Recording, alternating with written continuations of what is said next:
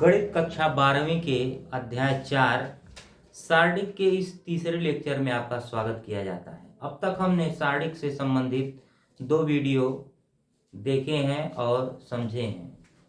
आइए अब हम सारणिक से संबंधित इस तीसरे वीडियो को आपके सामने प्रस्तुत करते हैं, जिसका टॉपिक है त्रिभुज का क्षेत्रफल। तो त्रिभुज का क्षेत्रफल ज्ञात करने के लिए हम निर्देशांक ज्यामिति में कक्षा 9 में त्रिभुज के क्षेत्रफल का फार्मूला प्रयोग करते थे। 1/2 x1 y2 माइनस y3 धन x2 y3 माइनस y1 धन x3 y1 माइनस y2। तो हम सारणिक के प्रयोग से कैसे त्रिभुज का क्षेत्रफल ज्ञात करेंगे उसके बारे में आज हम चर्चा करेंगे। तो अगर यदि किसी त्रिभुज के शीर्षों के निर्देशांक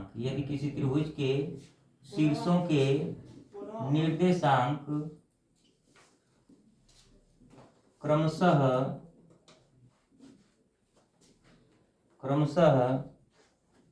x1, y1, x2, y2 व x3, y3 दिए गए हैं।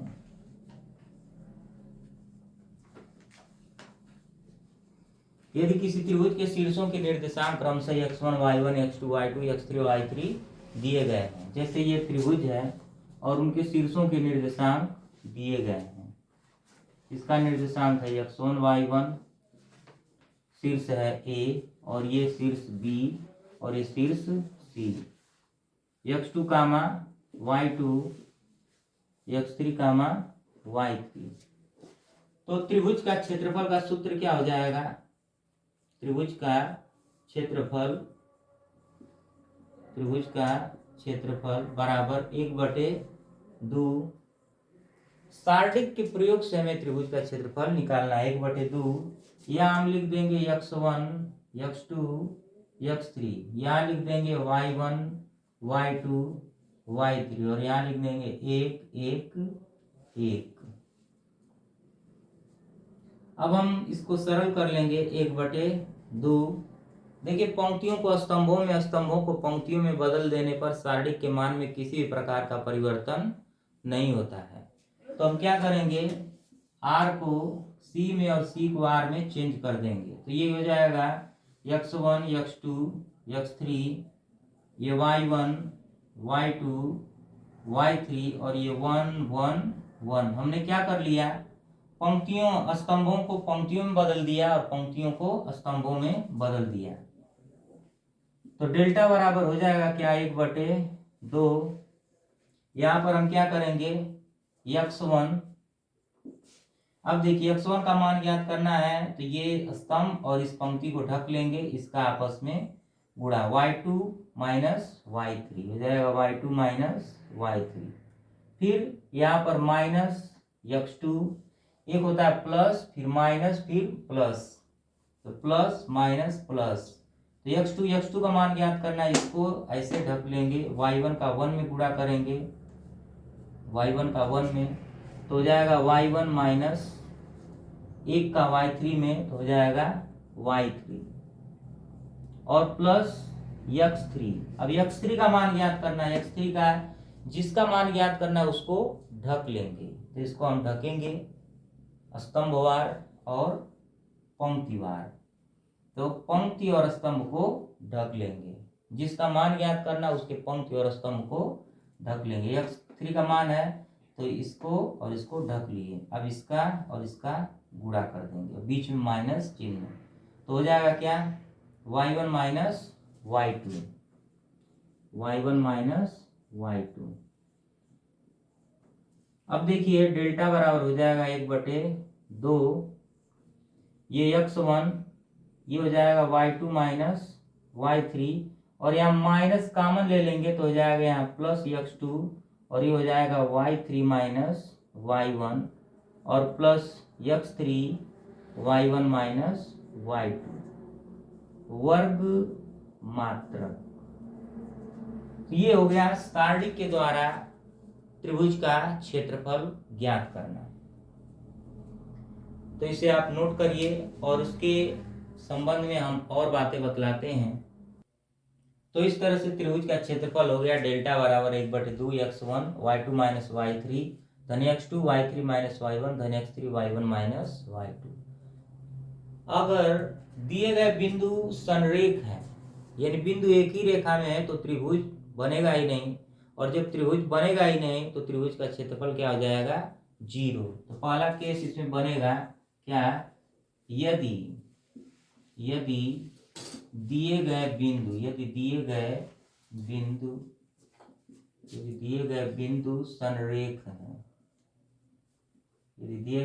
संरेख हैं, तब डेल्टा बराबर क्या हो जाएगा?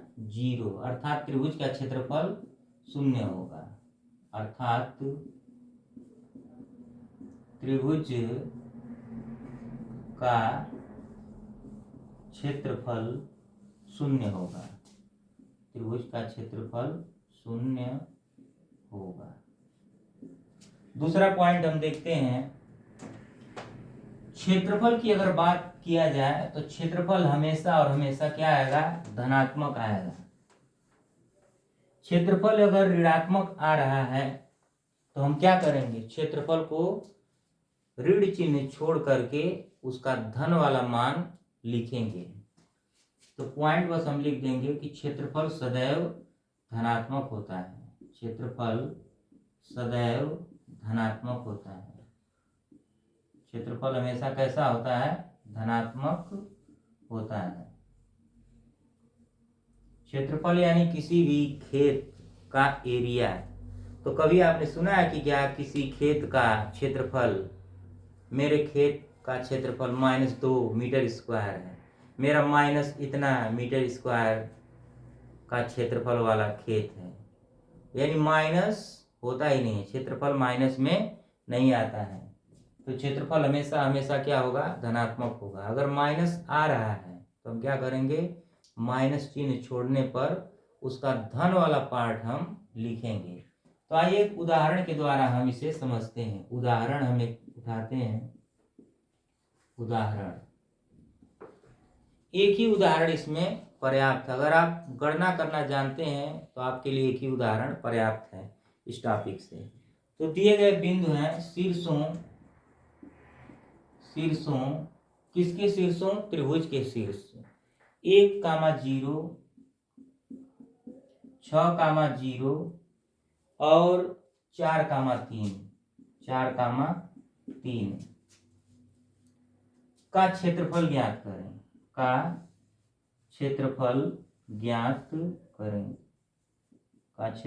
ज्ञात करें। तो ये देखिए, ये वाला जो पॉइंट होगा x1 y1 होगा, ये ऊपर x2 y2 होगा और ये x3 y3 होगा। तो डेल्टा बराबर हम क्या लिख देंगे? 1/2 x1 x2 x3 y1 y2 y3 और इधर 1 1 1 लिख देते हैं। तो क्या करेंगे? 1 6 4 फिर 0 0 3 और फिर 1 1 1 ऐसे लिख देंगे। अब डेल्टा बराबर 1/2। अब 1 का हमको मान ज्ञात करना है, तो इसको आप ढक लीजिए, इसको और इसको ढकेंगे। 0 का 1 में गुणा करेंगे हो जाएगा 0, माइनस 3 का 1 में करेंगे 3, फिर यहाँ माइनस लिखते हैं। 0 है तो 0 का गुणा किसी में भी करेंगे वो क्या आएगा? 0 ही आएगा। तो जब बाहर 0 है तो अंदर हमको लिखने की जरूरत है ही नहीं, चाहे तो आप लिख भी सकते हैं 0। इसको ढकेंगे तो 6 एकम 6 और माइनस 4 एकम 4। अब प्लस 1 लिखेंगे तो 1 को हम ढकेंगे तो क्या करेंगे? 6 का 3 में गुणा तो 6 3 18 माइनस 4 का 0 में तो 0, और बड़े वाले कोष्ठक का हम यहाँ प्रयोग कर लेंगे। अब क्या करेंगे? डेल्टा बराबर 1/2, ये ब्रैकेट, ये वाला ब्रैकेट आप भी को नहीं दर्शा रहा है, यहाँ पर बस ब्रैकेट का प्रयोग हुआ है। सारणिक खत्म। अब हम उसका सॉल्यूशन कर रहे हैं, हल निकाल रहे हैं। 1 का -3 में गुणा होगा तो हो जाएगा क्या? -3, ये तो 0 हो जाएगा, तो -0 करें चाहे +0 करें एक ही बात है। और 1 का 18 में गुणा होगा तो धन 18।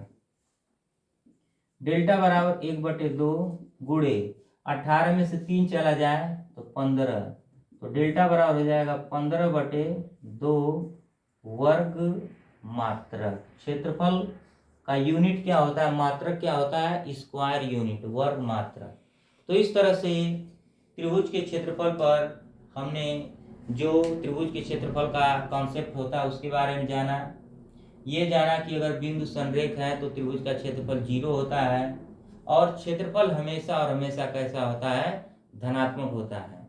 और इस पर आधारित हमने एक प्रश्न भी कर लिया। तो उम्मीद है आपको आज का ये टॉपिक बहुत अच्छे से समझ में आया होगा। आज का टॉपिक बहुत ही आसान था। इसमें प्रश्नावली 4.3 से संबंधित जितने भी प्रश्न हैं आप चाहें तो अभ्यास कर सकते हैं। तो बस आज के टॉपिक में बस इतना ही। मिलते हैं कल एक नए टॉपिक के साथ। तब तक के लिए आप हमारे साथ बने रहिए। जय हिंद, जय भारत।